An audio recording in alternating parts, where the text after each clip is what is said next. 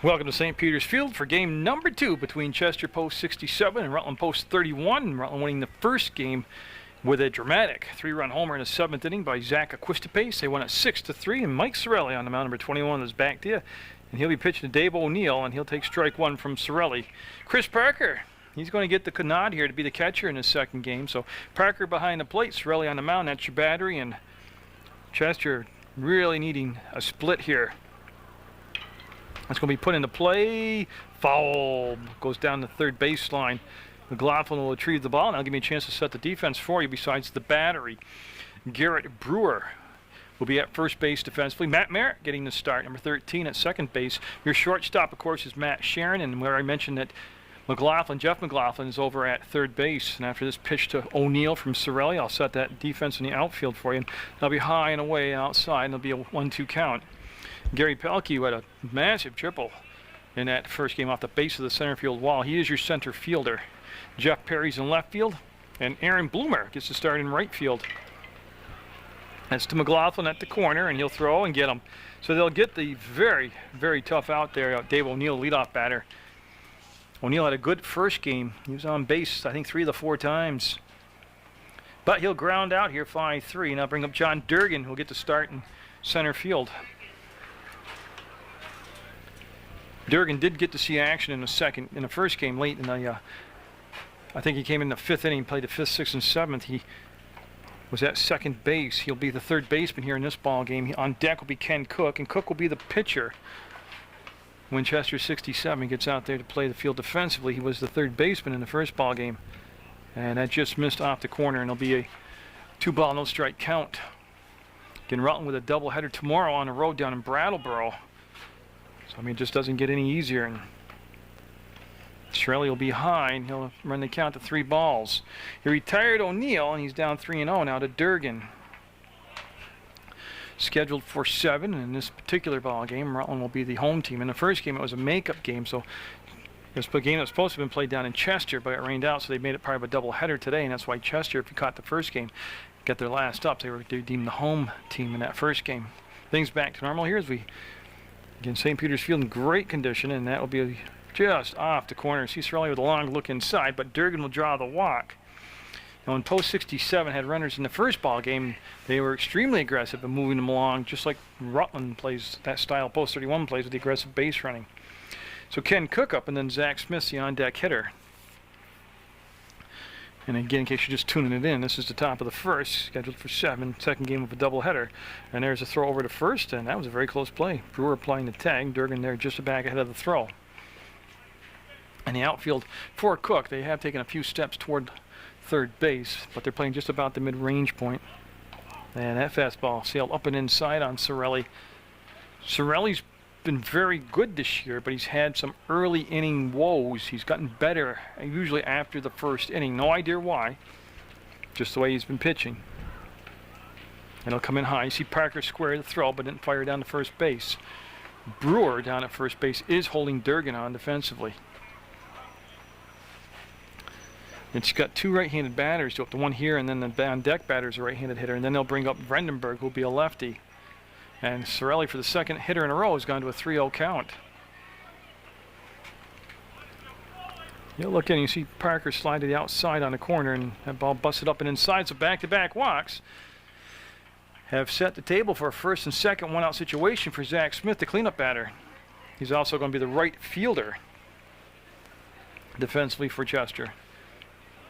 Post 31 did turn 1 double play in that first ball game, but it was a big double play, and this will bring the head coach out to talk to the starting pitcher. You can see Chris Parker coming out, but again, you can catch all the Post 31 baseball action on Channel 15, and for information on when the games will be on, you can go to the website at www.pegtv.com, PEGTV, and it'll list the schedule for the entire week. It's also listed in the Rutland Herald. It's also on the Channel 8 on your Comcast network, the TV Guide channel. They list Channel 15, 20, and 21 programming.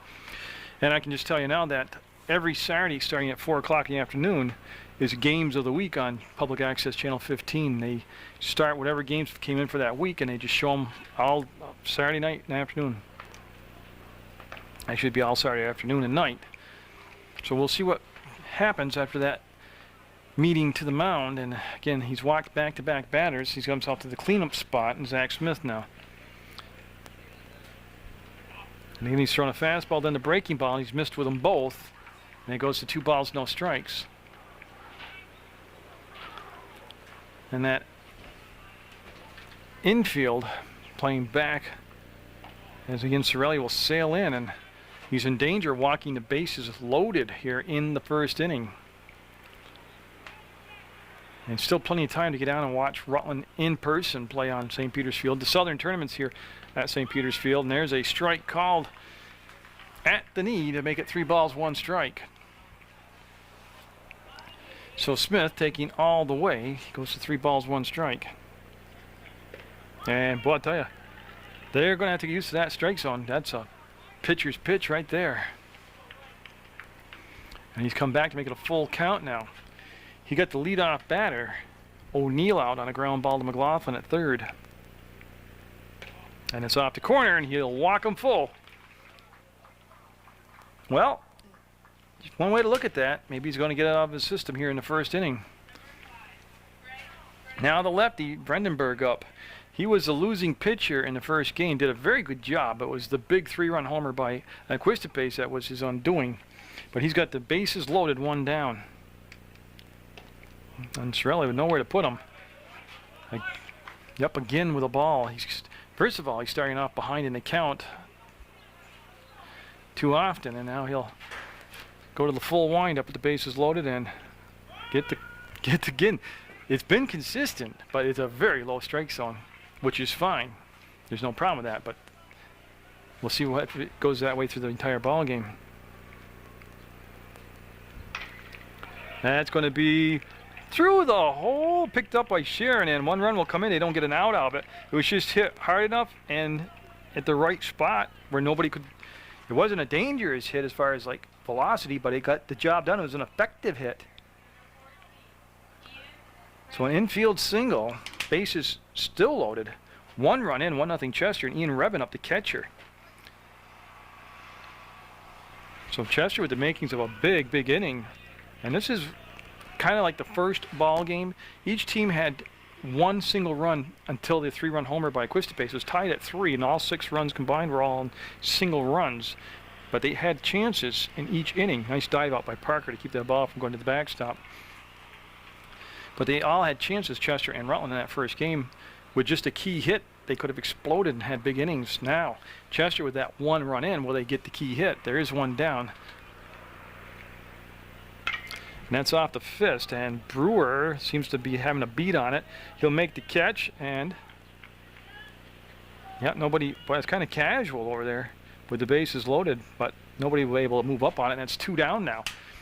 And what my point is Chester, if they can only get the 1 run out of this after walking the bases loaded with 1 out, Cirelli might have been able to do a little Houdini and escape with most minimal collateral damage he could. There's a strike at the knee. Strike 1. That's Anthony Sims, the center fielder, at the plate. And I'm a little surprised to see him in the ball game. He was struck in the head during the warm-ups of the first game. And I mean, he was at the edge of the dugout. I was standing right there. He was talking to somebody in the dugout, and they were loosening up behind him, throwing full velocity. And they overthrew their target and hit him square over the ear and the head. Full throttle the ball was. And I thought for sure he had a concussion. He certainly was in a lot of pain and had blurred vision and everything that would indicate that. But here he is in the second ball game, ready to go. Fastball by Cirelli. It elevated up out of the strike zone. He got him to chase it. 1 ball, 2 strikes.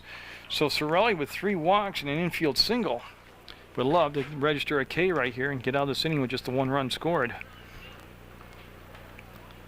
And that's too far outside. Parker, very active he is. He's a very agile catcher, very good athlete. He'll dive all over the place. And right there, he's keeping the ball in play. 2-2 the count with 2 down. And you got him to chase it. That's a drop third strike, yeah.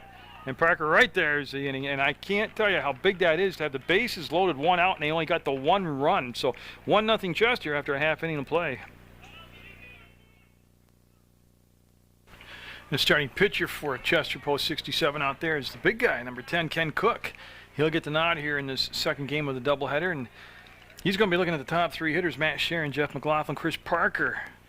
And then the DH will bat in the cleanup spot. That's going to be Ryan Carter, of course. So Matt Sharon was the leadoff batter in the first game. We'll start here in the second game, and he's going to take ball one low, well below the knee. And that'll be a 1 no strike count. Defensively, you have Greg Vandenberg down at first base. Tom Lawson is at second.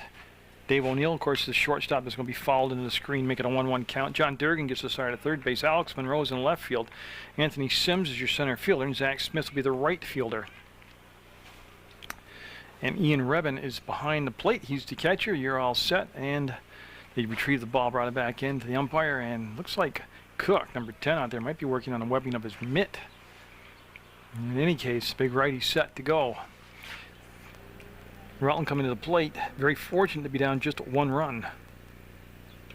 And that breaking ball will be a strike, and it'll go to 1 ball, 2 strikes. Sorelli, the starting pitcher for Rutland, 3 consecutive walks, and then he got out of it.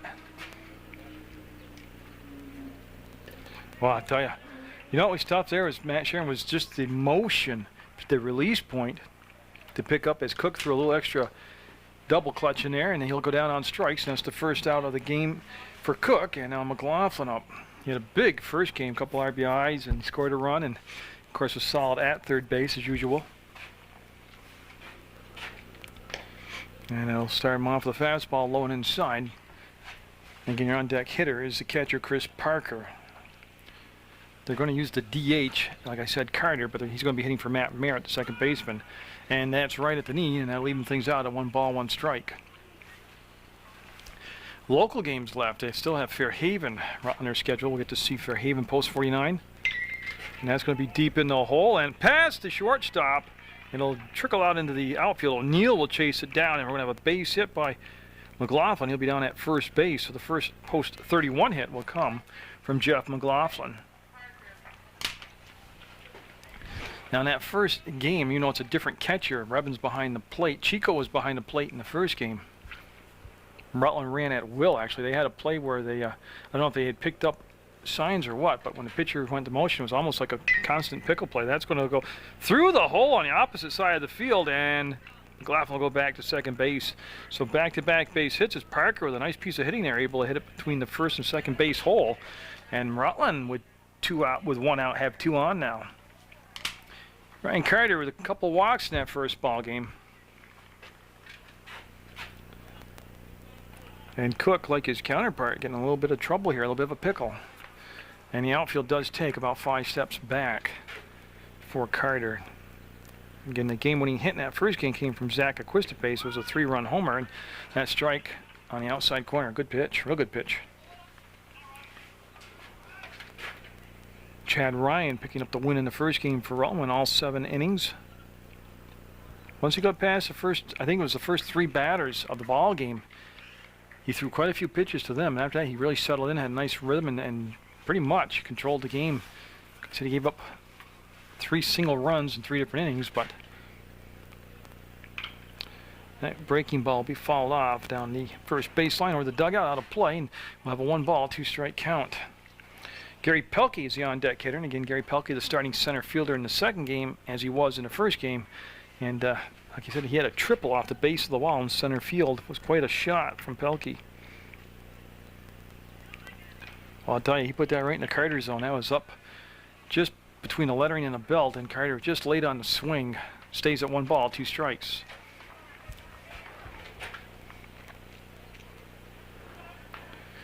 Again, he'll retrieve the foul ball. That's what the hold up and play was, and then Cook wanted to rub it up before he got set to go back to the rubber. Chester picking up 1 run in the top of the first. Rutland with a threat here with 1 down in the bottom of the first. Runners at first and second. Well, I'll tell you what. A lot of people on that Chester side thought they had him struck out. He went to the breaking ball, and then that goes to a 2-2 count. See if he wants to throw that back to back while the count's even. No, he went fastball. Again, Carter laid on the swing, will fall it back, but it's a good 2-strike swing to avoid the strikeout. Again, a very deep team, this Post 31 squad. There's, like in this game, you'll see Matt Merritt come in, very good defensive player at second base. Aaron Bloomer, very good with the bat this year also. He's out in getting a chance here. And don't forget, they're missing Dorian's at a baseball clinic camp type deal. He's not here today. They put Pelkey out in center field. He runs down some balls, hits a triple. I mean, this is a very deep club. And he'll strike him out. Outside corner, and Carter will be rung up. Second out of the inning. Comes on the second strikeout of the game. Now Gary Pelkey due up with 2 on, 2 outs. See, Carter had started down to first base. Didn't get the call his way, and he'll go get his... Well, I was thinking as a catcher, it must be strange. He's not going back and get his shin guards on and all his equipment. That's going to be towards second base. Lawson down on the ball. We'll pick it up, and they're going to strand the 2. And on a very close play at first, it was a very casual thrower to first base. So we'll have a 1-0 game. Chester with the lead going into the second inning of play. Some final words from Mike Sorelli from Jeff McLaughlin. And I know if that was me, I'd be saying don't walk anybody. Sorelli with 3 walks. And a strikeout in that first inning. He's going to be looking at the number 8 hitter, Alex Monroe. Tom Lawson on deck. He'll start him off with a strike.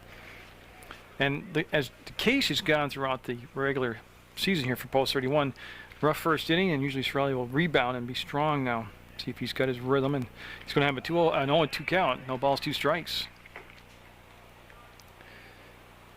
So they'll get through the order here and start their second look at Sorelli in the second inning. That one sailed high and out of the strike zone as he tried to elevate the fastball and make it a 1-ball, 2-strike count. Again, good time to thank American Legion Post 31 for allowing me to videotape the games and put them on PEGTV channel 15. I really appreciate that. I know the community really appreciates being able, they can't make the game, they can still catch it and support your team by watching them on channel 15. So after being up 0-2, he goes to a 2-2 count now. See if he'll come back with that fastball. He did, and that's a good piece of hitting right there. Opposite field is a nice low outside pitch, picked up by Bloomer and sent back in. So Chester will get the leadoff batter on here as Monroe from the number 8 spot. Able to single. Now Lawson up, the second baseman. O'Neill on deck. He represents the top of the order. So Sorelli will go back to the stretch now, and they show a little small ball, and Parker with a nice grab, and McLaughlin charging from the corner. And they appealed to see if he didn't pull the bat back in time, but they say no, he did not swing, and it will be 1 ball, no strikes. Chester up 1-0. We're in the top of the second, scheduled for 7. There is a mercy rule, which hopefully won't come into play. There's always the possibility of extra innings. We had that opportunity to start thinking about that real serious in the first game of this doubleheader when it was 3-3 in the 7th inning. But Zach Aquistapes put that at ease with a 3-run homer. It ended up being the difference in the game. 6-3 Rutland with the win in the first ball game over Chester. Chad Ryan, the winning pitcher in that game. There's the bunt. They'll execute it well. Parker calls him off, tries to get the line to first, and makes the out. Good job all the way around. It's a good sacrifice, and it's a good job defensively. They took what they had to get. All that was there. Now on top of the order, O'Neill. He grounded out to third base for McLaughlin, fielded it and threw him out. I said Rutland with 2 games here today. This is Saturday, taped late, of course. 2 games with the current number 2 team in the southern standings, Chester, and then tomorrow Rutland on the road to take on Brattleboro. That's a little dinker back to Sorelli. He'll pick it up and get the second out. Smart play. Didn't even waste time looking at third base. Get the second out. And now it's up to Sorelli to take care of things himself. John Durgan up. He walked and scored back in the first inning. And don't be surprised if you see a little more small ball here with Durgan. And that called a strike. Caught the inside corner. Now be an 0-1 count. Again, defensively, you got Garrett Brewer down at first base. Matt Merritt getting a start here in game 2. He's at second. Matt Sharon is at shortstop, and Jeff McLaughlin, of course, is at third base. Chris Parker giving Ryan Carter a rest behind the plate at the catcher spot here in game number 2. And the outfield is Bloomer, Pelkey, and Perry. That's going to be foul. Got a piece of it and pulled it foul, and now it'll just be an 0-2 count to John Durgan. Again, retrieving all these balls and they'll bring them back into play. Your head coach for Rutland, of course, is Tony Sorelli. Your assistant coaches are Jeff Brewer, George Bennett. The general manager is Ron Fairbanks. And the pitch on the way, well, he waited on it, and that's going to go foul. Yeah. So a little late on the swing, but it dropped foul, and Durgan will go back and pick up the bat and get set to do it again. Chester sent 7 men to the plate in that first inning. Sorelli looking to really lighten the pitch count here in this inning. And that's going to be fair ball, and that's going to be a base hit and RBI for Durgan. He'll drive in the run, and he'll be at first base with a good piece of hitting, a little inside-outside swing there by Durgan. And he's got himself an RBI. He drives in Monroe for a 2-0 Chester lead. Now Ken Cook up. He walked in that first inning. He ended up getting stranded at third base. And that's right there at the knee. Durgan, of course, will have the green light to steal. He's got a lot of speed, and he's down at first base. Brewer holding him on there defensively. And Sorelli has a good move for a right-handed pitcher to first base. Matt Sharon, he'll flip, and that's the inning. But Chester increases their lead to 2-0 going into the bottom of the second. So Ken Cook back to work on the mound for Chester. He's able to strand a couple runners in that first inning. No damage done. Aaron Bloomer at the plate, getting the start in right field, and his first time at bat today, and he'll swing through that fastball. Now Bloomer has been making the most out of his playing time. He's been swinging the bat very well this season for post 31. It's going to be Bloomer, Brewer, Perry, Sorelli. Try to say that fast 3 times. As Cook will wind it up, and that's off the mound, takes a funny bounce, slows it down, and it's going to be off from Lawson, and you'll have the base runner. Bloomer will be on. Again, it took that funny bounce off from the mound, kind of threw the rhythm of the fielder off as he started to make the move. Lawson did, but he's going to have the E4 unofficially.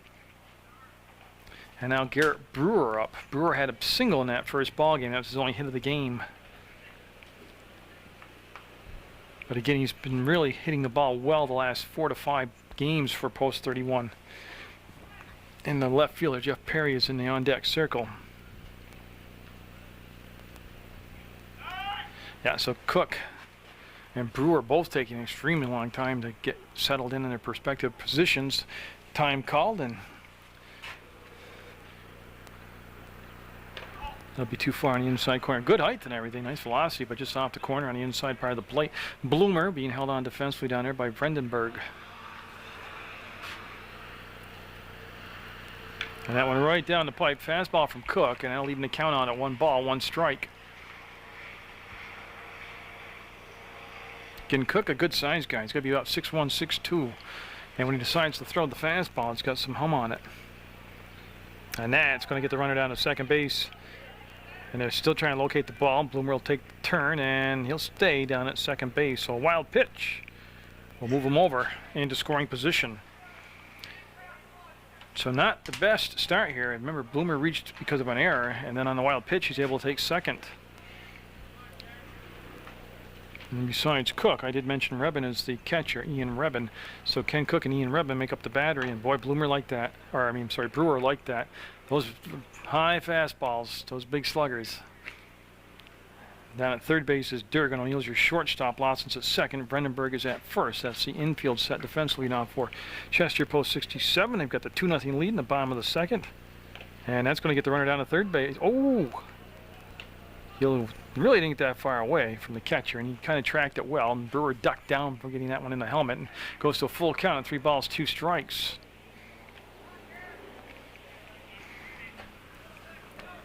So Cook, like I said, did allow 2 base hits in that first inning. Wasn't responsible for the error that allowed the runner to get a good 2-strike swing right there. Fouls the ball off to stay alive. And tell you what, that was just what I like to see, 3-2 count from a big guy on the mound. He threw the fastball in on the fist, and Brewer able to fight it off. So we'll stay with the full count now. And just like the first game, no humidity in the air today, but a swirling breeze, which is comfortable for the fans, but it does raise the devil. Oh, it got him on the... It's either a splitter or the curveball, but he got him for his 3rd strikeout of the ball game. Now Perry coming up with 1 down. Jeff Perry started in left field the first ball game, getting to start here in left field in the second ball game.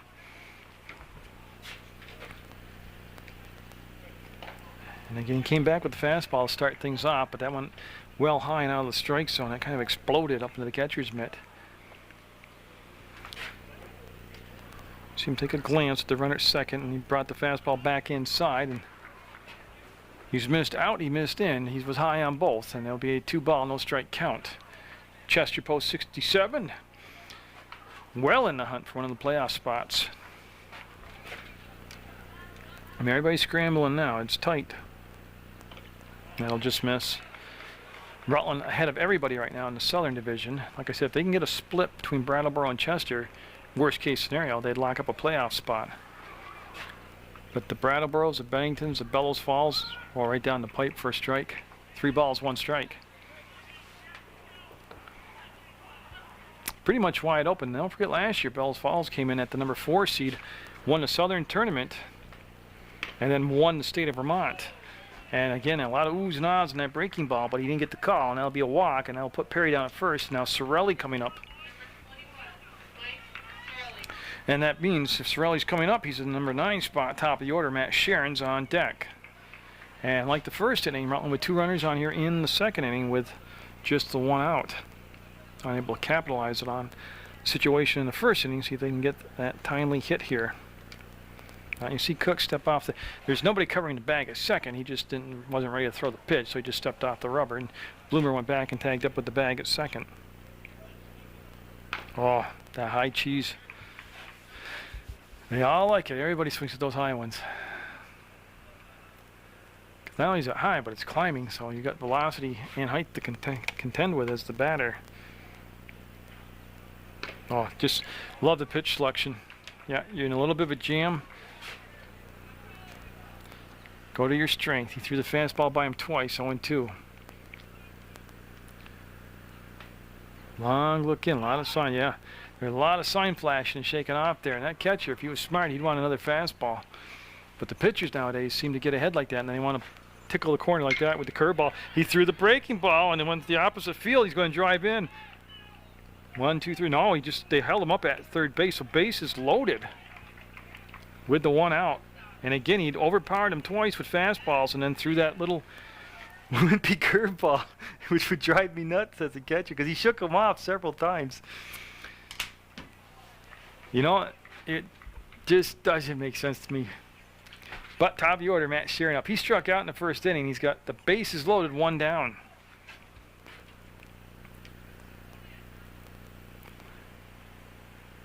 And there's the fastball, and that is going to be the throw to second. There's 1, and O'Neill to first. Couldn't get him. They'll drive in 1 run. They'll eliminate Sorelli at second base. And that was hit so hard and fielded so well. Not to second guess everything, but I'm wondering why he didn't come home with the play. It was a force. It was just a force play at home base. So that went 1, 6. Okay, there we go. So 2 down, and runners at first and third. Now Jeff McLaughlin up. He had a base hit back in the first inning. Ended up eventually being stranded at second. That's going to be to O'Neill. He'll get a nice bounce, charge, throw off balance, and get him. Rutland will cut the lead in half. It's 2-1 Chester going into the third inning of play. Mike Sorelli's given up a run in the first and a run in the second, but he's going to make that Zach Smith, Greg Vredenberg, and Ian Reben do up here in the top of the third. And that'll be in the dirt and low. Nice backhand stop by Parker, and it's obviously ball 1. Smith was part of that 3-walk barrage back in the first inning. Getting his second look now at Sorelli, and that fastball fall back to the screen, leaving the count on at 1 ball, 1 strike. So Rutland able to get 1 run in the bottom of the second. And each pitcher's kind of got themselves in and out of trouble. Early on here, we're scheduled for 7. We're in the third inning.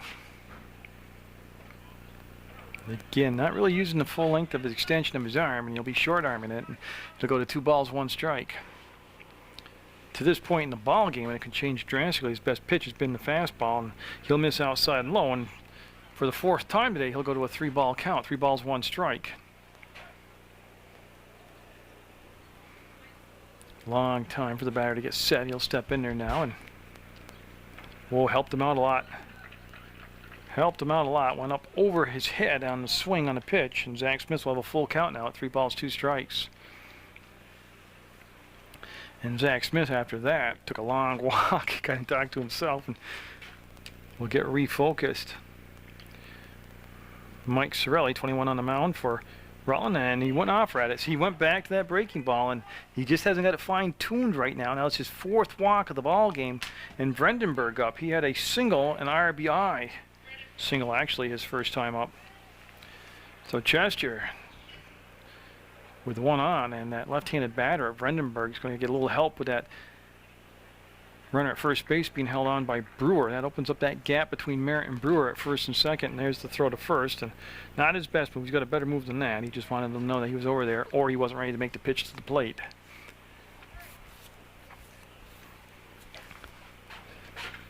That's a good pitch. What was it? Fastball. Vredenberg was the losing pitcher in the first game. You know, he threw very well, but he did a nice job at the plate with the bat in the first game. Came up with a couple good base hits. Runner going, strike 2 called, throw down, and oh, he had it. Yeah, and he lost it on the tag. Yeah, see Sharon upset with himself. The contact popped the ball up and out of the glove. It was a good hard slide, clean slide. But that's nice job by Smith. That was an excellent throw by Parker. And the pitch was called a strike, and it's an 0-2 count now to Vredenberg with Ian Rebben on deck for Chester. And he got him. That's a big out right there. That's his 2nd strikeout of the game. I'm just catching up here. Now Rebben, who popped up to Brewer at first base. That runner down at second with just a 1 down. And he'll just gently drop that breaking ball over and get the call. Strike.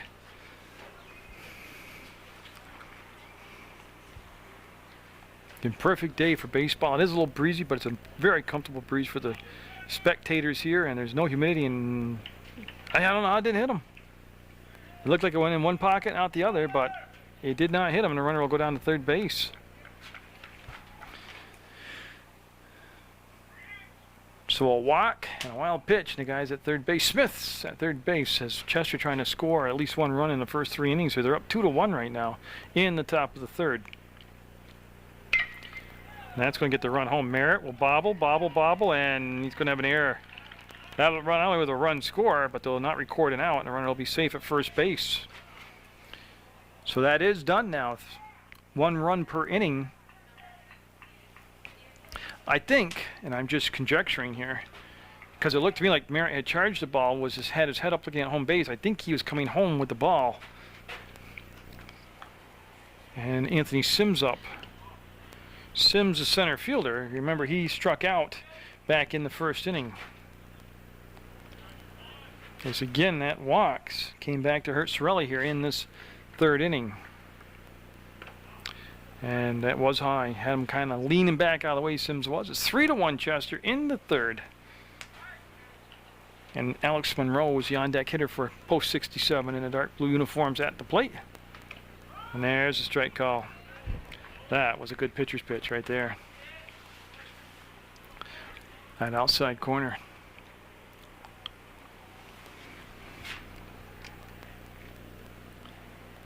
And Sorelli trying to get him to chase, went up and out of the strike zone, couldn't induce it, and it goes to 3 balls, 1 strike.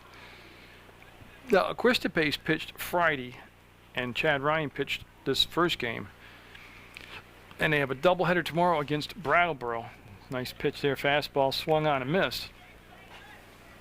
So I'm just trying to think, not that they're going to come out and talk to Sorelli or take him out of the game, I mean, but if they needed to, Pelkey has pitched very well this year from the left-handed side. Runner goes, swung on and missed, and now the tag happened after the bag. Merritt did a good job of smothering the ball, but the runner was on the bag when the tag was applied. So there's 2 out because that was a strikeout. So that becomes the 3rd strikeout of the game for Sorelli. It's the 4 walks have done more than damage than anything. Monroe up, he had an RBI, or he had a single, and scored a run back in the 2nd. That's going to be lifted and out of play down the first baseline. Yeah, McLaughlin pitched on the road Friday night, so I don't know how many innings he's got in him. Yeah, and that's going to be a wild pitch. That will send the runner down to third base. And actually, that was closer than I thought it was going to be that play. Parker with good hustle, in fact, at the catcher spot. And I should mention Lawson's the on-deck batter for Chester, post 67. Yeah, a little chin music.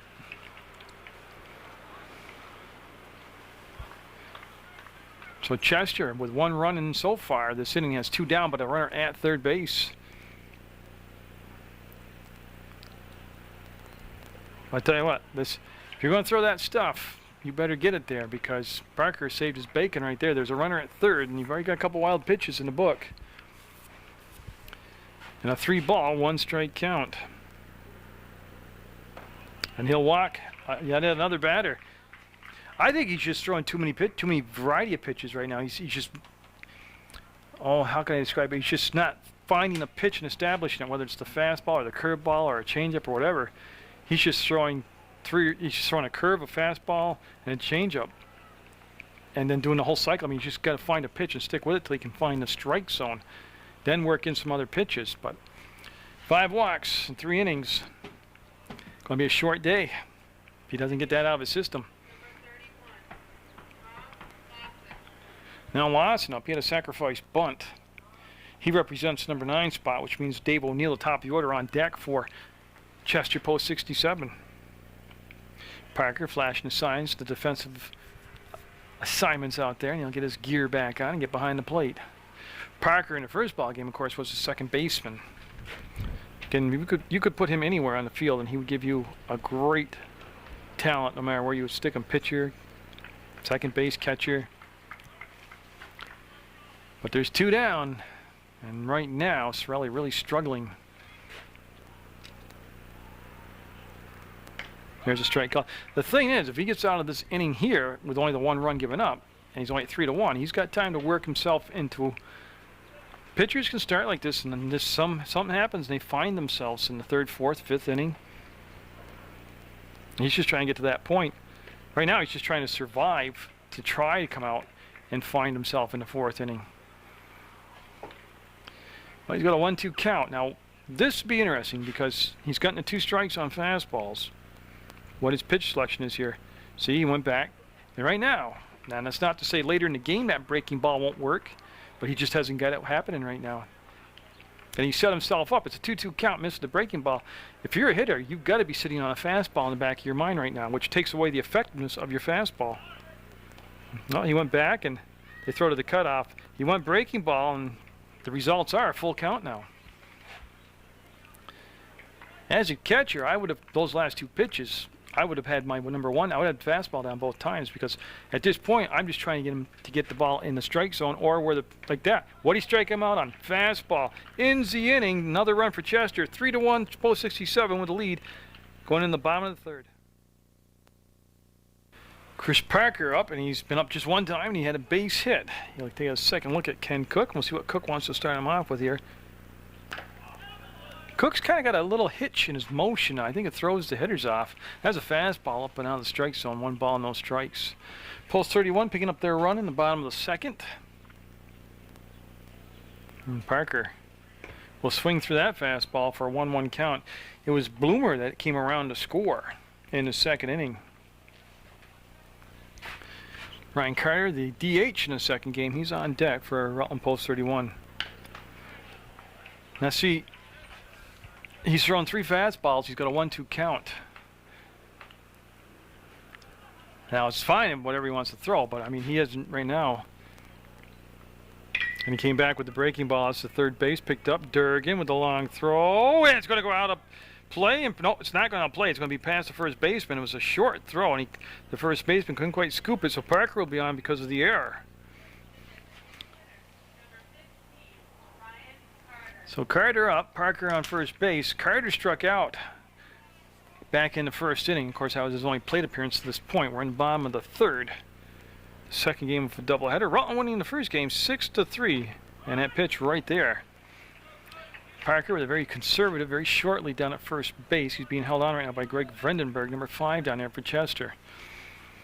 Again, just about a 4-step lead right now. And a good location, good pitch again. 0-2 to Ryan Carter. He looked a little exasperated on that call, Carter did.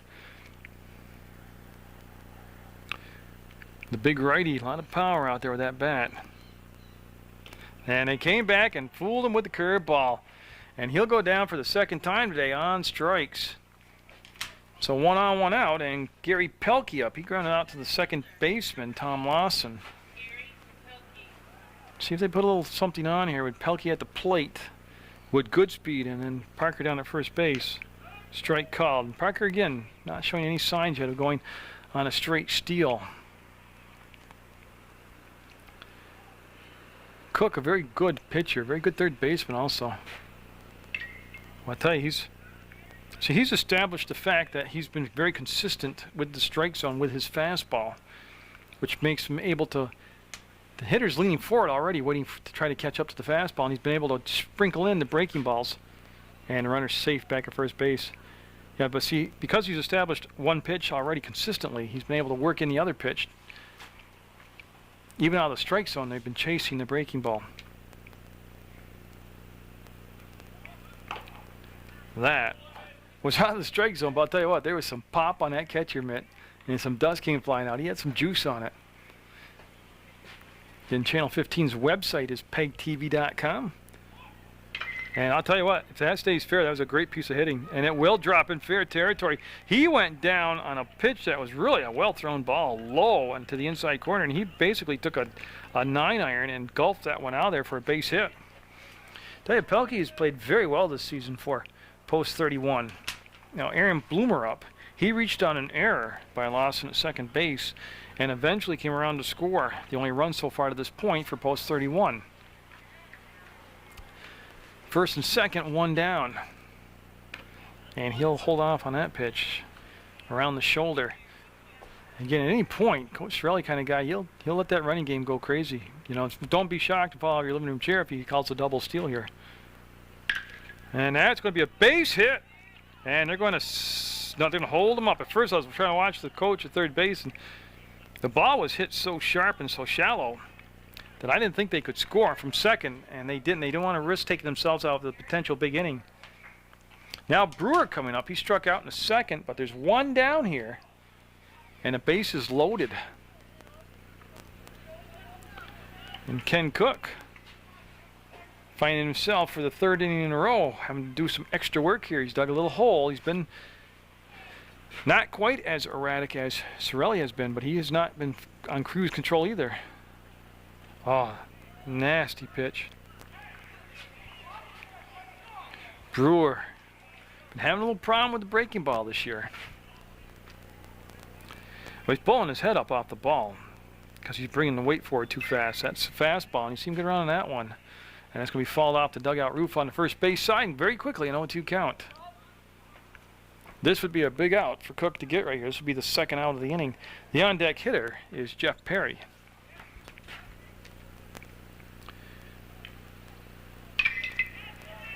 That's a breaking ball that hung up there, and yeah, they're able to rip one around and foul ball.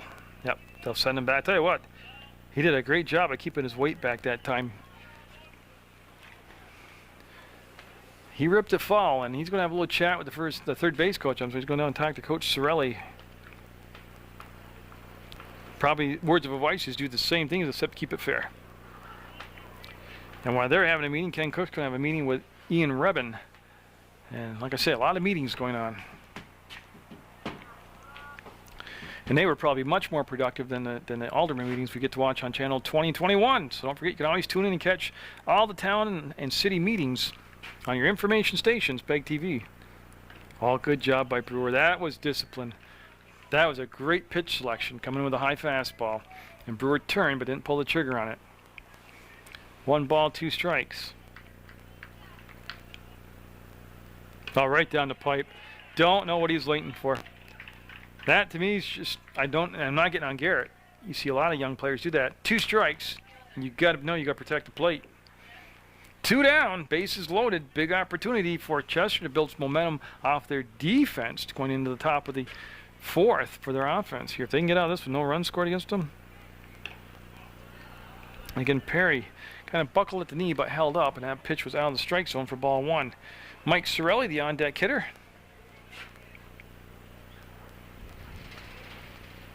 And that one right there, that's a great pitch. No, that's a pitcher's pitch, and that's a good thing when you get the umpire to let you have that inside corner like that and make the call. 1-1 to count. Perry waits, Cook delivers, and strike two. And again, bases are loaded. Rollins had runners in scoring position through the first 3 innings. They just need that timely hit. Got him. They'll leave them loaded, come out empty. 3-1 Chester going into the 4th. So Mike Sorelli out there for the 4th inning, looking to find his control. He's had 5 walks issued in 3 innings. Dave O'Neill at the plate, top of the order for Chester. O'Neill today is 0 for 2 in his second game. He's grounded out to McLaughlin at third and grounded out to the pitcher, Sorelli. See Sorelli's jersey blow. There's a pretty good breeze blowing. Feels good though. I gotta tell you, the booth is extremely comfortable today. So 1-1 count. Chester up 3-1. Rutland had the bases loaded, 1 out, and couldn't capitalize on it. And he'll miss low with that breaking ball and go 2 balls, 1 strike. The outfield, Perry, especially the left fielder, really toward the middle of the field. That's going to be fouled out of play, now leaving things up at 2 balls, 2 strikes. Chester, just 1 run in the first, 1 in the second, 1 in the third. And behind the plate, still Chris Parker, he's your catcher. I already mentioned Mike Sorelli's your pitcher. That's the battery out there for post 31. And that, I gotta tell you, oh, I would never put that, until he gets that under control, I wouldn't put the number 2 down. But that's why I'm behind the camera. It's easy to pitch from behind the camera. And that might be playable. Brewer going back on the ball, back pedals, locates, and catches it. I tell you, Brewer just doesn't really get enough credit for his, because he's a big guy, but he fields, he's very agile and fields well. He found the ball, located the ball, and made the catch. John Durgan up now. He's been pretty busy here in this ball game. He walked and scored in the first inning, and then he had an RBI single to the opposite field in the second. So again, being very productive from that number 2 spot. Now that wrapped around the plate but didn't hit it. So 1 ball, no strikes, 1 out, nobody on. In the 4th, going to go hopefully 7, maybe longer. Chester trying to salvage a split of this twin bill with Rutland. And Rutland trying to get the sweep. Plus, you can just tell when a pitcher's not in rhythm. They don't catch him fire. They take a little bit of time. Now, he's not being overly deliberate between pitches. I've seen some games where pitchers take half a shift between pitches. He's not quite doing that, but he's...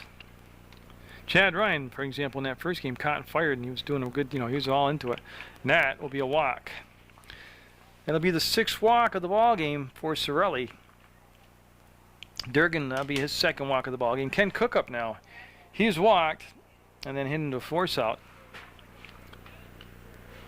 Cook's number 3 in the lineup. That means the cleanup hitter, Zach Smith, will be on deck for Chester. Got Durgan always a threat to go down there at first base. Got good speed. Brewer over on the bag, holding him on at first base. Right-hander up at the plate. And Parker toying with the base runner like he couldn't find the ball and couldn't get him to go. I've already mentioned Brewer at first. Matt Merritt is at second base. Matt Sharon's at short. And Jeff McLaughlin is at third.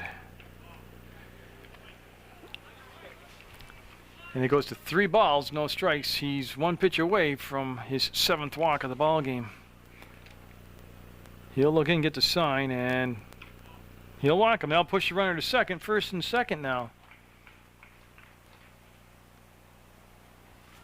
And Zach Smith walked in the 1st inning and walked in the 3rd, but he came around to score in the 3rd. And we're going to have Jeff Brewer come out now, and he'll have a talk with Mike Sorelli.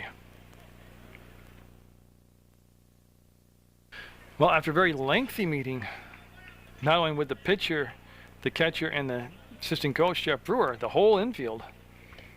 There's a strike called on the inside corner.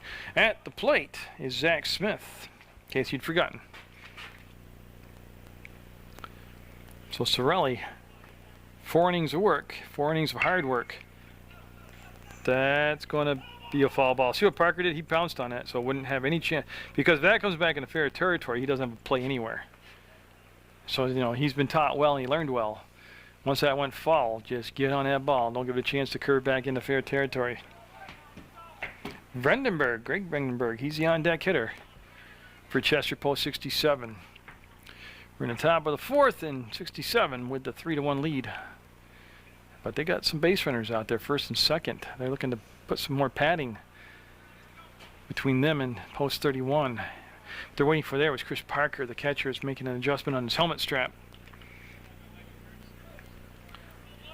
So Sorelli's set, and I don't believe they're going to get to that one.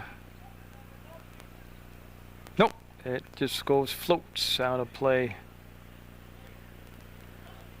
So we'll stay with the same count. No balls, 2 strikes. Sorelli with 4 strikeouts in the ball game. With the 1 out, that'd be a big pickup here if he could just get an out and not allow the runners to move up.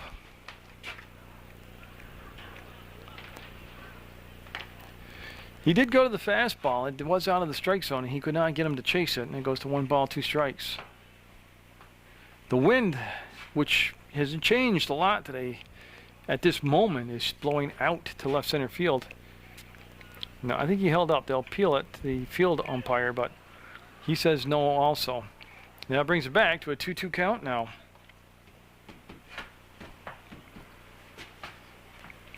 Again, Rutland with the 2 games today. It's a Saturday, and then 2 games tomorrow at Brattleboro. And boy, after being up in the count 0-2, he's gone all the way back to a 3-2 count. You can just see a difference in him. He's not really throwing the ball. He is like dart throwing. He is like aiming the ball, like you hear people talk about.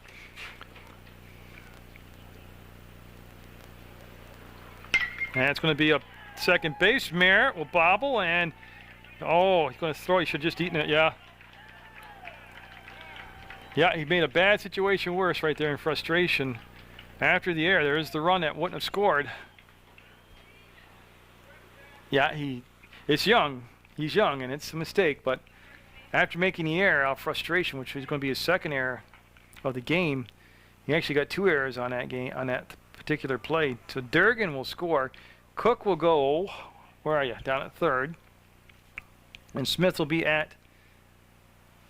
2nd. And Greg Vredenberg up. He has a single, an RBI, and he is struck out. And it's going to be out of play. So a 4-1 lead now, with just the 1 out. And runners at 2nd and 3rd. So Sorelli, who's had trouble with the walks, he's got 7 walks, but his defense behind him not at their sharpest right now. 3 errors unofficially in my book. So when he does get the ball into play, his defense has not helped him out. Good job by Parker diving out to knock it down. Runners have to stay at 2nd and 3rd. And it is a 1-1 count now. Nobody in the dugout loosening up for Post 31. Now there is. Okay. I was waiting to see the move, and it's going to be T.J. Oliver going out to the... Oh, Ricky Thau, I'm sorry. That's number 11, not 31. Ricky Thau going out. And, yeah, he's loosened up in the bullpen, so there is action in the Post 31 bullpen. I know earlier in the game I was talking about pitchers that pitch themselves into a rhythm after a rough start. I just don't have that feel here in the 4th that it's going to happen. I hope I'm wrong, but that's going to go, and that's going to drop in. What a piece of hitting. You see Perry hustle up and pick up the ball, but the damage has been done. That'll drive in a couple more. And I'll tell you what, Vredenberg showing you how to handle the bat right there. Low outside pitch, and the lefty brought it to the left field, opposite field, and Sorelli just trying to survive this to let the pitcher warm up, the relief pitcher. That's what McLaughlin was out talking to him, just stalling around. 6-1. Chester Post 67 with the lead, and Ian Revin at the plate. He has popped up to Garrett Brewer at first base, and then he reached on an error, committed at second base. And Parker now coming out to talk to Sorelli. And all this is, like I said, they're stalling, waiting for Thou to get warmed up. And that was a long talk from the catcher Parker, to the point where the umpire started to make his way out to break it up, and that ball too far inside, too high, and it'll be a ball called. 6-1 Chester in the top of the fourth. They lost the first game 6-3. Parker will knock the ball down. The runners, Brandenburg, will stay at first base.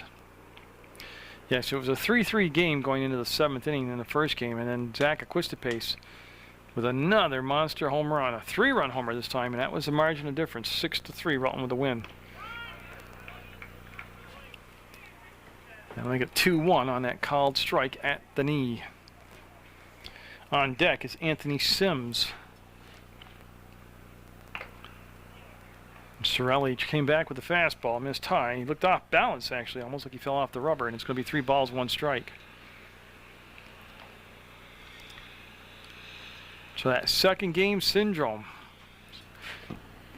still there, and that'll be down low, and that'll be the first and second situation now on the 8th walk of the ball game.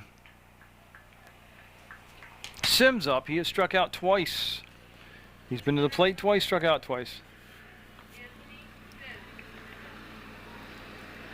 Yeah, and they're checking. They're sending people out to check on Ricky Thau in the bullpen, see if he's loose enough yet. Again, you can almost see him just aiming, not really throwing, not just letting the arm loose. Chester with a 5-run lead in the fourth. That'll miss down low, ball 2.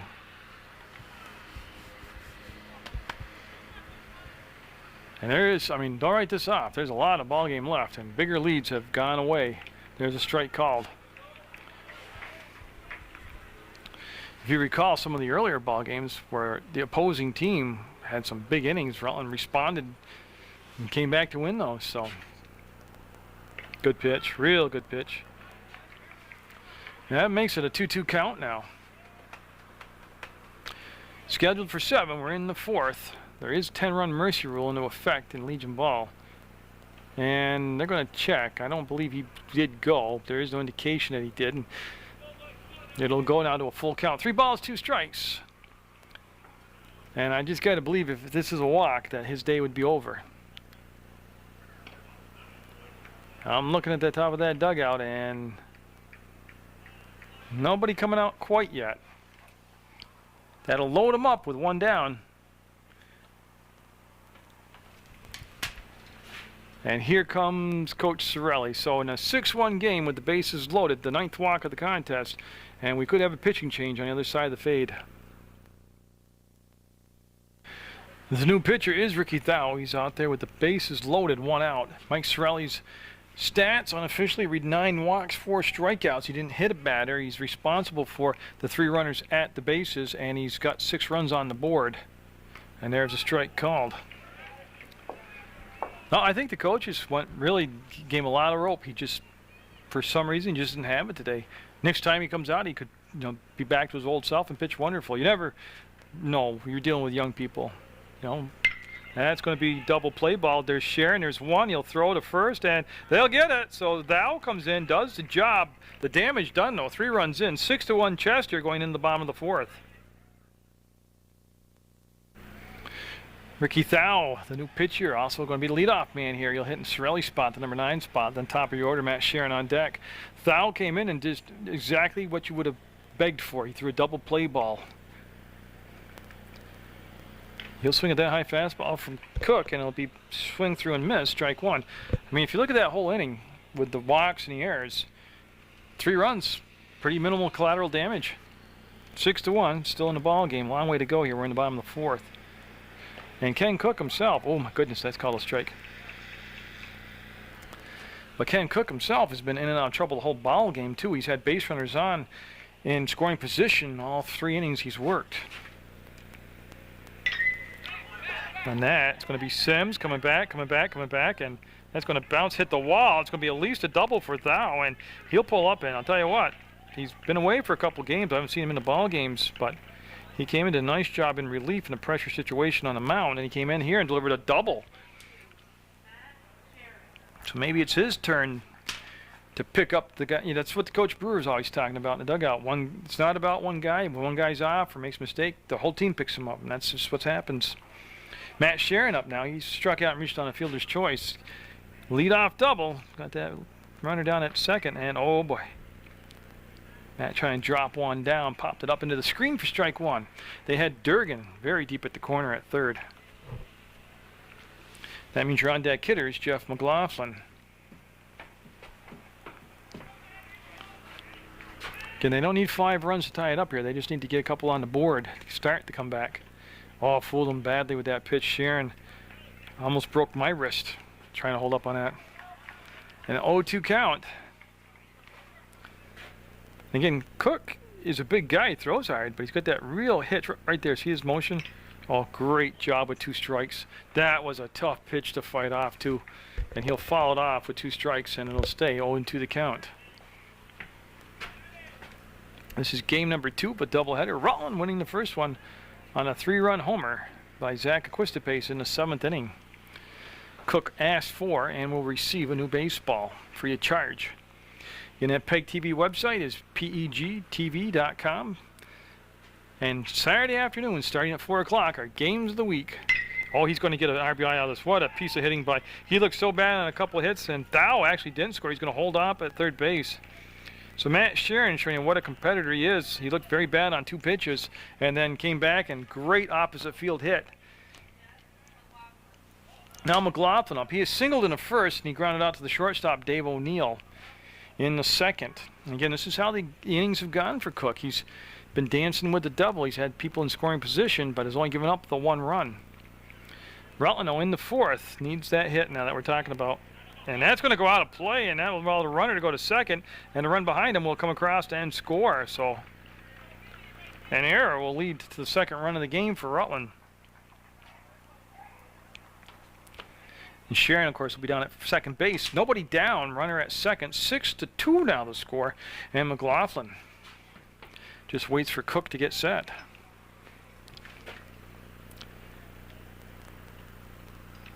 So from the stretch, that's going to be hit down towards short, deep, and it's cut off at third base. Durgan with the throw will get the runner out, and the runner at second, Sharon, alertly did not get too far off the bag and become a tag out.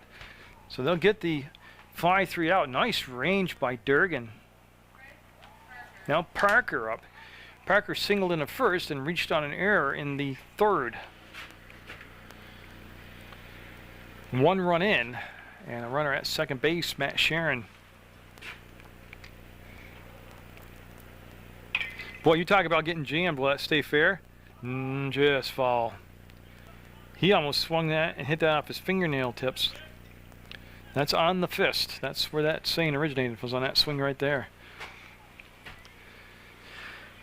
And again, we're scheduled for 7. There is the mercy rule after 5. Who's ever behind has to have 5 full innings at the plate. And we're nowhere near that right now.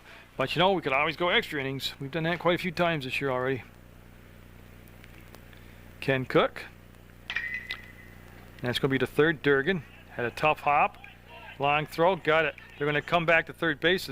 Sales, nice job over there at third base of not letting that ball get out of play, which allowed Sharon to score. Matt Sharon will be at third base with 2 down now, and the significance, so, is with Ryan Carter being up, is that a wild pitch, pass, ball, and error, anything that run will score from third base, or has the potential to score. Now, I missed it. That doesn't look like Ryan. Yeah, they got a pinch hitter up, and I did not. Chad Ryan, it looks like. If that is, Chad Ryan was the winning pitcher in the first game. Did a nice job. It's skinny, it looks like him, so I think that is Chad Ryan. So they're going to hit for Carter, who has struck out twice. And they're going to plug Chad Ryan in at the DH spot, at least for this at-bat. Well, the other thing, too, is on a ground ball hit on the infield, Ryan has a much better chance, Chad Ryan has a much better chance of beating it out. He puts a little more pressure on the infield defensively, where Ryan Carter puts a lot more pressure on the pitcher, not letting the ball leave the yard. But Cook really did a good job with Carter. And Carter actually looked very frustrated with him in his last at bat. That's going to be fouled out of play down the first baseline, and that'll even the count out at 1 ball, 1 strike. Post 31 with 1 run here in this 4th inning. They've cut the lead to 4 at 6-2, and they have Matt Sharon still sitting down at third base. Oh, that's a great pitch. You know, that looked more like a changeup than anything, just by his arm speed.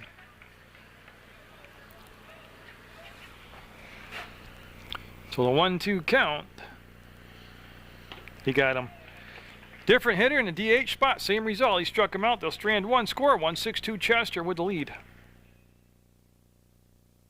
So Chester, with that lead, is going to have Tom Lawson up. He's the number 9 hitter. That means Dave O'Neill, the leadoff batter, is on deck. Ricky Dow's on the mound. And on in relief of Mike Sorelli. And that was ball 1. That was a good pitch. 1-1 to count now. Lawson against Sorelli laid down a sacrifice bunt in the 2nd, and in the 3rd inning he had struck out. Getting his first look at Ricky Dow out there, and Dow will wind it up and guide that breaking ball in there very nicely for a strike. It was after the release. It was almost like he was willing it into the catcher's mitt in the strike zone.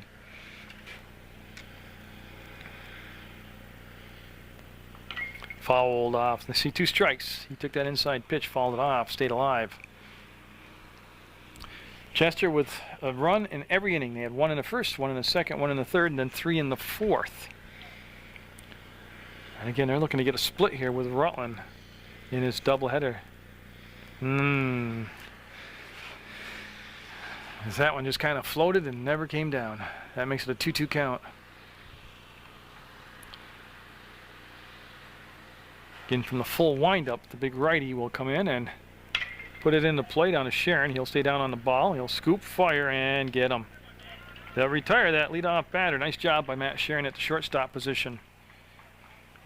O'Neill, very uncharacteristic for him. He's 0 for 3 in this 2nd ball game. He's grounded out to third base to McLaughlin. He's grounded out to the pitcher Sorelli, and then he popped out to Brewer at first.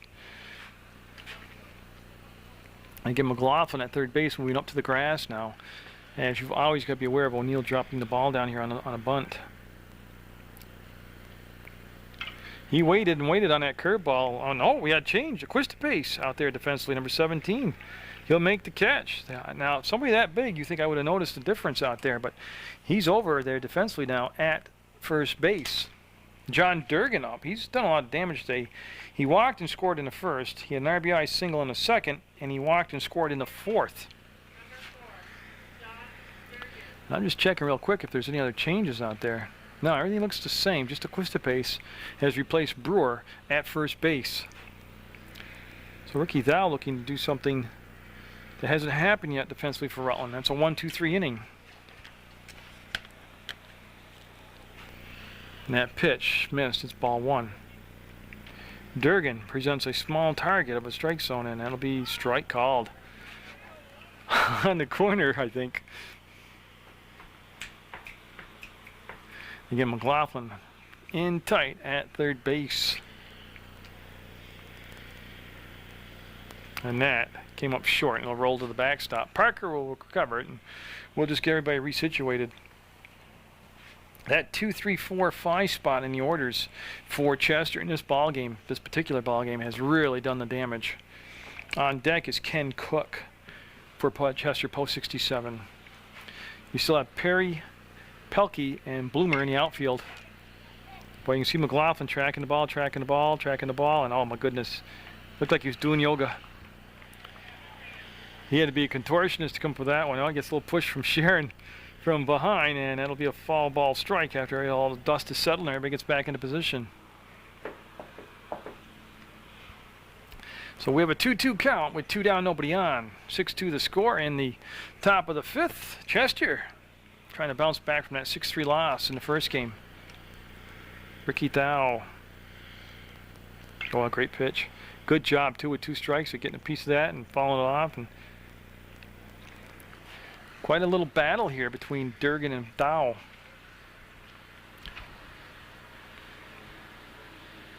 That's number 11. It was back to you, Ricky Thau.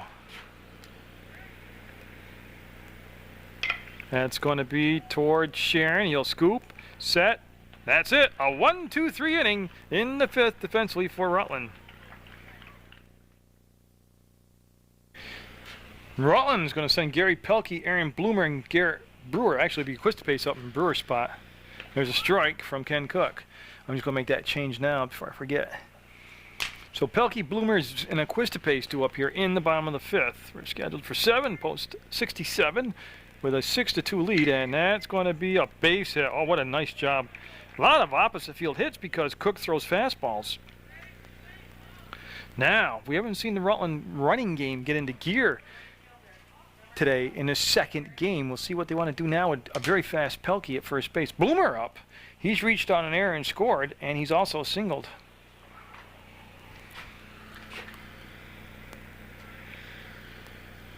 Oh, he went wood chopping. Those high heaters, everybody loves them. Makes your heart race when you see the ball coming at you like that.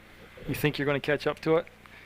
It's a level motion too because you're just about sternum high on your swing, so it feels very natural. And that's going to be back in the wind, and I'm going to lose him. He didn't make the catch. I don't know why, but Pelkey's going to score or go to second. I'm sorry. Oh, he must have caught it. Okay, I'm sorry. See what happens is I can't see. There's a window there, and I can't see the jut out the window. So he retires Bloomer on a fly ball, and Pelkey just tagged up and went. That's what happened. Okay, that's my mistake. Well, it's not really a mistake. I can't see through wood.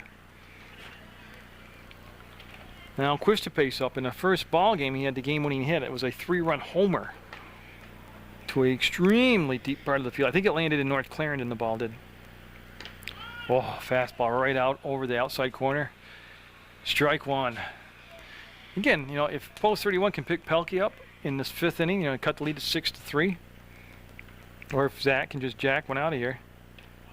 He looked like a lumberjack down there. Between games, I was in the dugout getting my new lineup, and God, he had more than a 5 o'clock shadow. He had about a midnight shadow, and I asked him if he shaved just before the game.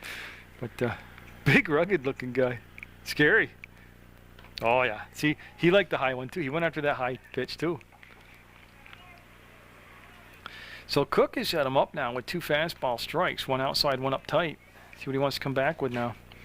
I mean, he's in control in the count, 1-2. We'll see what he'll choose to throw. I would have done the same thing. How many times over 12 years did he say, I come in with the elevated fastball, and he did, and he got it. He'll strike him out. That's a big get. That's 2 down now for Jeff Perry. Perry's walked and struck out, so officially he's 0 for 1. They'd love to pick Pelkey up at second base. Yeah, that's right. That's another fastball, and that's right around the visor. Pelkey at second base had about a 7-step lead off the bag. Had a pretty decent lead. And again, that's inside and tight, and that'll be ball 2. So Perry up in the count, 2 balls and no strikes. The on-deck hitter would be Ricky Dow. And they, for some reason, felt compelled to throw down to second base. That's a Pandora's box to me. You got 2 outs. You got a pitcher who's throwing real well right now. He's in this groove. That could end up out in the outfield, and runner would have scored. He'll come up high and tight, and he'll run it to a 3-ball count. 3 balls, 1 strike to Jeff Perry. Again, there are 2 down. And Perry, I gotta imagine, is going to be taken all the way right here. See that? O'Neill saved the bacon. He would have been called for a balk if he didn't release it. Nobody was covering the bag, and then O'Neill came over and made the catch on the run. And all I'm saying is they're worrying an awful lot about the guy at second base with 2 outs. The pitcher can take care of the whole situation himself by focusing on that hitter. And believe me, the other teammates, especially the catchers looking right at second base, should communicate to him about if he needs to throw down. And that's going to be foul. So we'll stay at a full count on that little dinker that went foul.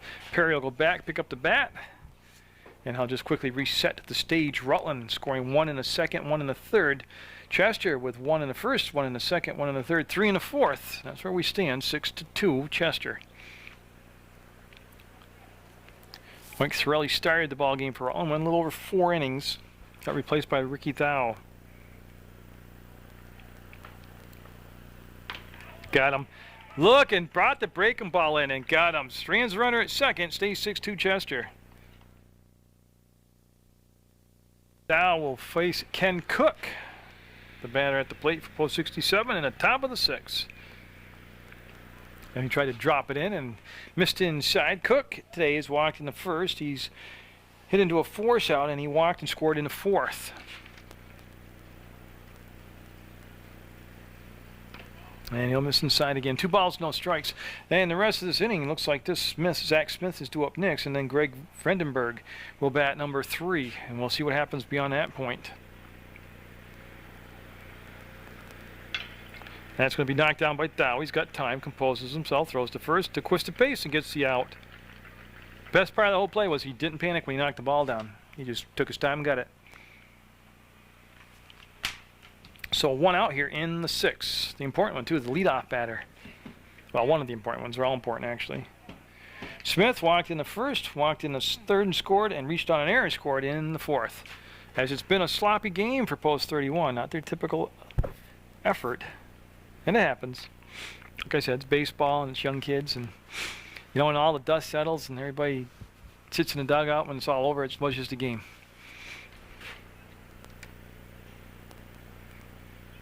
That's a great pitch. Great pitch. 1-1 to count.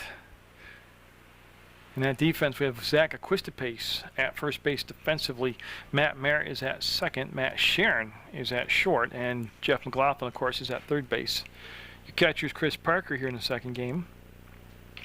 And it's going to be fair. Thau. He's going to make a strong throw. Got him. No. Ball will go past the Quista-Pace, out of play. Dead ball. Runner will get second base. Well, it was one of those situations where you're damned if you do, damned if you don't. It was just hit at the right speed, the right spot, where it would have been almost impossible, really, to get him. But it got compounded by throwing the ball away, so it'll be an error on the pitcher. Runners being at second base, and I'll bring up Greg Vredenberg. Now, Vredenberg scored. No, he didn't score. He drove in a run. I'm sorry, with a single in the first, struck out in the third, and then had 2 RBIs. With a single in his last at bat. So he hit well in the first game, and he's hitting well in the second game. That ball well outside for a 1 ball, no strike count. There is 1 down, runner at second. 6-2 Chester with the lead. And I should tell you the outfielder, actually Perry's in left, Pelkey's in center, and Bloomer's in right. Almost a photocopy of that first pitch, ball 2. Rutland has turned 1 double play in this ball game. They had 1 in the first game.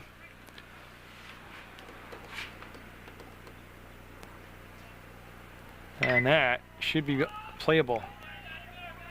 Sharon and Merritt, and it'll be Merritt with the catch. And I'll tell you, I'll have to talk to Matt. 2 hands on that ball. He'll make the grab for the second out, and that'll keep the runner pinned at second base. For Ian Rebin, the catcher, he flied out to, at the time, the first baseman was Garrett Brewer.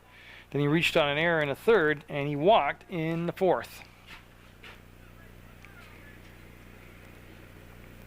Because they had to wait for a second. There was a bat that was in play, and he went and picked it up, Chester did. So Ricky Thau will come to the plate with a breaking ball, get the call, and that'll get past Parker, and that'll allow the runner to go down to third base.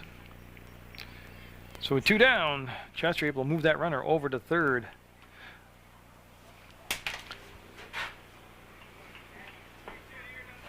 Now see Thau, he looked over at the bag at third, and he's going to go to the full windup instead of the stretch now. Oh, rising fastball, just fouled off for strike 2. 0-2 the count to Ian Rebin. Rebin was the left fielder in the first game, and he got moved to the catcher's position here in the second game with Chris Chico getting a break. Actually, I don't think he's even on the bench. I think he had an obligation to go to. He got him. That's the inning. 6-2 Chester with the lead. So Rutland need to make some noise here. They're in the bottom of the 6th. They have just 6 outs left in the ball game. They're down 6-2. Ricky Thau up. So Ricky Thau will take a strike on the first pitch from Ken Cook. In his only plate appearance, Thau had a double and then eventually scored in the 4th inning. Again, he's been real solid both on the mound and with the bat since he's come to the ball game. That'll be fouled to the on-deck hitter, which is the leadoff batter, Matt Sharon, making the barehanded play, throwing the ball back in. So 0-2 count. And again, this is a 7-inning game. We can go longer.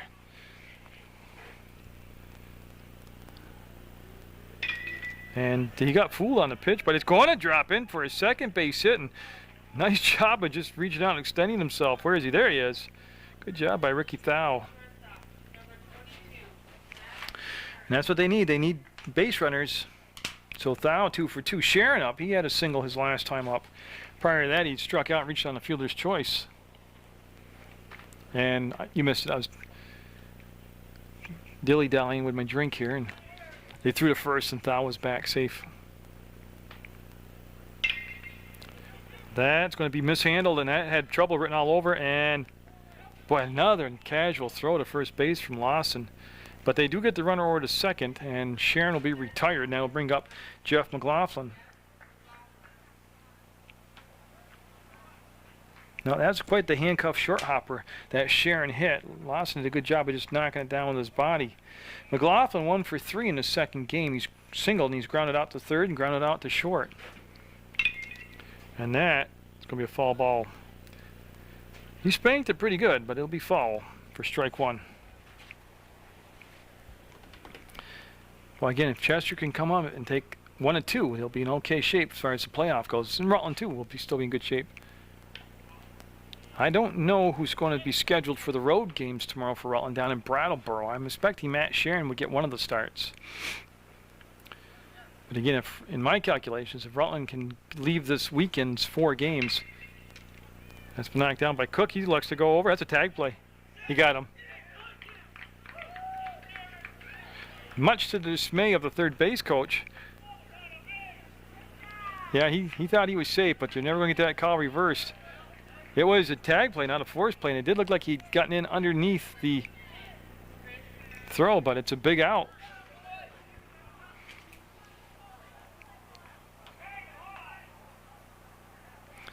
So that's 2 down now for Chris Parker. He grounded out the third baseman his last time up. So now they're going to call time now. Coach Sorelli wanting to. Yeah, they're going to have a discussion. You're never going to get the call reversed, but a lot of this can just be vented frustration, either with the performance of his team or with just the. And he has every right to disagree with the umpire.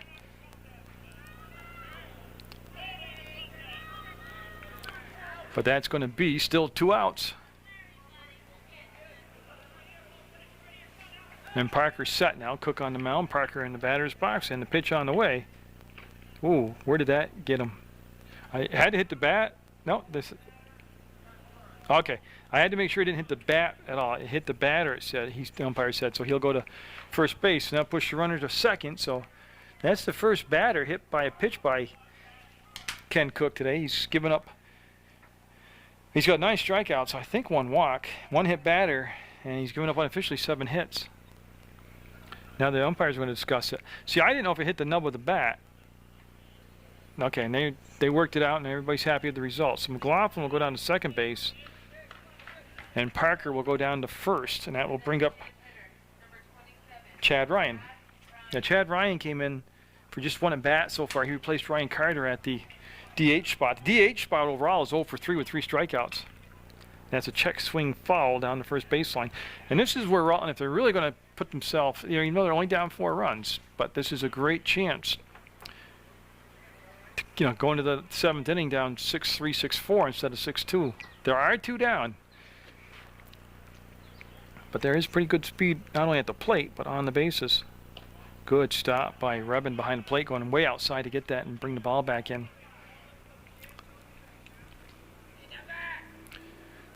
And again, a sunny day at St. Peter's Field this late in the afternoon means a tough time for that left fielder to see the ball. And boy, he just overpowered Chad Ryan with a fastball. And it goes to 1 ball, 2 strikes. See if he comes back with the almighty heater. Ken Cook's gone the distance, 6 innings almost so far. See, I don't understand that. They're going to, yeah, there's the out. Something happened. Somebody missed something. McLaughlin, you see him look at the coach and kind of shrug his shoulders, but that threat will go by the wayside. 6-2 going into the 7th. Chester with the lead. Well, stating the obvious, Ricky Thau's job is to do what he's been doing, throwing goose eggs to give his team a chance in the bottom of the 7th. And he's looking at Anthony Sims, Alex Monroe, and Tom Lawson are scheduled up. That'll be short hopped in the dirt, ball 1. And that's not Anthony Sims, but I missed who was the pinch hitter. They got the PA turned way down today. I'm not sure why. I have no way to communicate that to him. Or else my hearing's just really getting, I'm getting older every day, just getting shot. I don't know. So 2 balls, no strikes. And the pitch on the way. He went up the ladder and chased it, and I'm waiting for him to turn so I can see his jersey number, and he won't cooperate. Foul ball, strike. 2 balls, 1 strike. Ricky Thau came on with the bases loaded, 1 out, and threw a double play ball. And then he's been real solid. That's going to be over here to Matt Merritt. He'll get down on it, field it, throw, and get the out. So they retire the leadoff batter, wherever he was. Number 12, there, his back finally turned to me. That's Kevin Hill. So he'll ground out 4-3. Now Monroe up. He singled and scored back in the 2nd. He walked, got stranded at first base in the 3rd, and was part of a double play in the 4th. We've made it to 7. Scheduled for 7. Rutland is able to. That's a breaking ball. It's a breaking ball called a ball. That's a tough one to figure out how to say. But I do have a defensive change. I just swing and a miss. Battles has gone in. Number 25 out there. Casey Battles is over at first base defensively. He's the 3rd first baseman for Rutland today. He'll see some playing time. That's going to be a base hit. That'll hit, and Pelkey with that good speed will go there and cut the gap down. So there's a 1-out single for Chester. That'll put some Ricky Thau in the stretch position with a runner on first base. Alex Monroe with his 2nd hit of the game, and that'll bring up Tom Lawson. Oh, they're going to have a pinch hitter, Guerrera, coming up. So Guerrera hitting for Lawson. As Chester going to the bench here in this 7th inning with that 4-run lead. And that's what the holdup is around. The umpire having to do his bookwork behind the plate. Makes the entry, and we're good to go. And Ricky Thau now drops that in there, gets the strike call, then he's up in the count. No balls, 1 strike. So the outfield looks like this. Perry, Pelkey, and Bloomer still remain in the outfield. Parker is still behind the plate. Battles at first. And there's a thrower to first and a runner back. Merritt's at 2nd, Sharon's at short, and McLaughlin remains at 3rd base. Don't forget, Rutland with only 1 league loss, 1 loss to a Southern team. That was to Bennington, 4-3 in Bennington in extra innings. And they defeated Bennington here 9-8 in a wild game. Had a little altercation at the end. That's high for a ball. So it goes to 1 ball, 2 strikes. 1 out, 1 on. 6-2 Chester in the top of the 7th. And see, that's what you're supposed to do with 2 strikes. Protect the plate. Even if you don't like the pitch, it's something you really can't manhandle. Get the bat on the ball. Tell you what, the crowd has thinned out tremendously. They don't have a lot of faith in the team in the bottom of the 7th. It's almost like it's me and Coach Shirelli left here. Oh, that's going to be a base hit. And again, Pelkey will get there and cut off the gap. Keeps the runners at 1st and 2nd. So these pinch hitters delivering here for Chester Post 67. Now bring up top of the order, Dave O'Neill.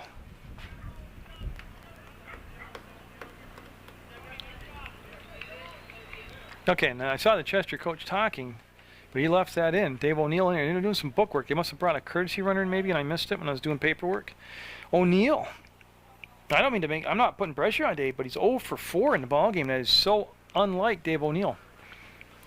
Well, they've got a chance to really make the bottom of the 7th uncomfortable for Rutland. If they can punch it, they got a 4-run lead already. And they being Chester. So O'Neill just steps out and waits for everybody to get set, and he'll get in the box now. And from the stretch, Ricky Thau will come to set, come to the plate, and a great stop by Parker. Just selling out, man, diving after it, knocking the ball down. They started to say their only league loss came to Bennington, so if this game was to hold up and Chester would win, it'd only be the second league loss for Rutland. Like I said, this is a big weekend for them. They have 2 games today against Chester, who currently is either number 2 or 3 in the South, and it's a very good team. And then Rutland on the road tomorrow for a doubleheader against Brattleboro, who's, I think, number 3 or 4 in the state, in the South. I mean, I'm sorry. And that will be foul. Whoa! They hollered at the last minute, and the spectator looked up, and he was able to deflect it from hitting him in a more serious spot than the side of his leg. Whoa! Oh, it's dangerous hanging out. You gotta be awake, just like at a hockey game with the puck's leaving the ice. You gotta be awake. At a baseball game. That floated outside the strike zone. 3 balls, 1 strike, and 1 out. But 1 more ball, and they're going to walk the bases full. They'll have the bases full because of a walk, not walk the bases full. There's been 2 good singles here in this inning by Chester. Oh, that's going to do some damage. That's going to roll, and that's going to score. There's the 7th run coming in. And yeah, they got the ball back in. So an RBI for O'Neill. There he is, number 11. Told you that wasn't like Dave to be an 0-4 game. He's got a 1 for 5 and an RBI. John Durgan up, and Durgan has done a lot of damage today. He scored 2 runs, and he's driven in a run. And it is. How come I didn't put the run up on the board? Excuse me while I talk to myself. Yeah, I have it as 7-2. 7-2 Chester, and runners at 2nd and 3rd, and 1 out in the makings of a big inning, and the makings of what could be the, oh, what's a cliche I can't use? This could be the game right here. This could decide the outcome of the game right here more than the bottom of the 7th will. I don't know if that makes any sense. That looks like Pelkey's got a chance for it. You go back and make the catch, and I got the whole thing on camera. That's unbelievable. I got it. They got him. Double play.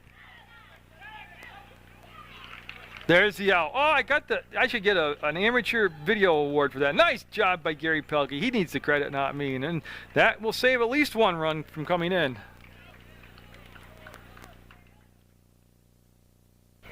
So a couple things. Number 1, Chad Ryan's at the plate. Remember, he was at the plate when they threw McLaughlin out trying to steal 3rd. New pitcher. Don't understand that. But they brought in Zach Smith. And I got so excited not only about Gary Pelkey's catch, but the fact I actually got it on tape. I didn't tell you that the run had scored, obviously, ahead of the double play. So it's 8-2. It's a 6-run lead for Chester. Ken Cook, the starting pitcher, has moved to center field. And he's in a win-win position. He can only win the game. He cannot lose the ball game. That pitch called a strike. It's 1-1 to count. Chad Ryan, and I'll wait and see if they bring any pinch hitters into play. But that's a foul ball, and it just missed another spectator. Way over by the ice machine, by the concession stands. Whoa. And she didn't even know it was coming because she jumped a mile, and the ball bounced about 1.5 feet to her right. That was high. They had him flinching in the batter's box, but it was high when it crossed the plate.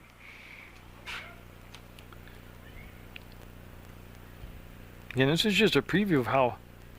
Oh, they're going to say, yeah, that's going to be the DH spot today between Ryan Carter and Chad Ryan. Have struck out 4 times. They're 0 for 4. And now Gary Pelkey up. With 1 out, nobody on, Pelkey grounded out to second base in the first inning. Then he's come up with 2 singles since, a single in the third and a single in the fifth. And that is a foul ball. Got around on it pretty good, but it'll be foul.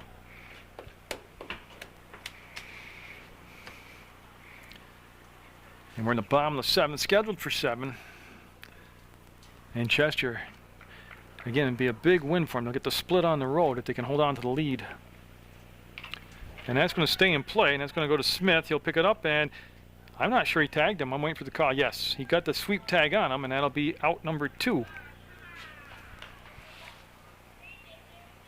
Now bring up Aaron Bloomer, scheduled up. And he's reached on an air and scored. He singled in the third, and then he flied out to right field his last time up. So post 31 down to their final out. And like I said, if it holds to be this form right here, they would go to just their second league lost. And that would actually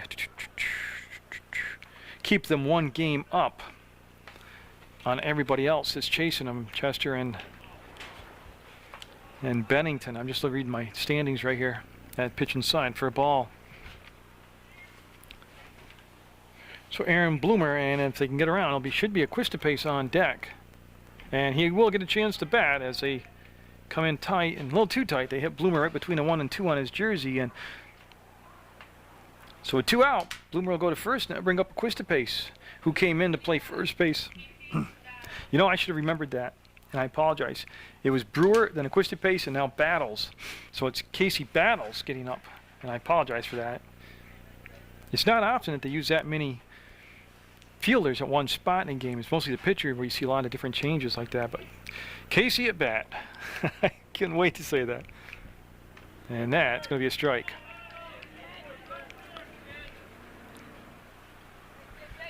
So that'll make it an 0-1 count. Casey Battles, obviously a left-handed hitter, and they do elect to hold Bloomer on. Up 8-2 in the second game. Chester lost that first game. That's a foul ball strike. Lost the first game 6-3, and then if they both were very good games. I mean, Chester's a good club. They've got 3 league losses. That's all. I mean, that's South. Rutland, Chester, Bennington, Brattleboro, Bellows Falls, even Hartford. The tournament coming up here at St. Peter's Field the first weekend of August. It's going to be fun. Came in high. He'd set him up, but that's a good eye by Battles to lay out that breaking ball, and I'll make it a 1-ball, 2-strike count. 2 down in the bottom of the 7th. And post 31 looking to find some of that magic lotion here. Good job with 2 strikes. Didn't want to take a chance having that be called strike 3. Stayed alive, got the bat on the ball. So a little bit of a battle here going on between Smith on the mound and Battles in the batter's box. And it's Bloomer over at first. And he got him. That's the ball game. And Chester does what they thought they had to get done today, too. They got the split with Rutland. So post 31 will go down to defeat for only the 2nd time this year to a Southern team. And great job by both teams. It was a well-umpired game, I thought. The fans that stuck around, it was fun to watch and a lot of sunshine. So get out there, catch a Legion game live, but always watch Munger Vision. Thank you.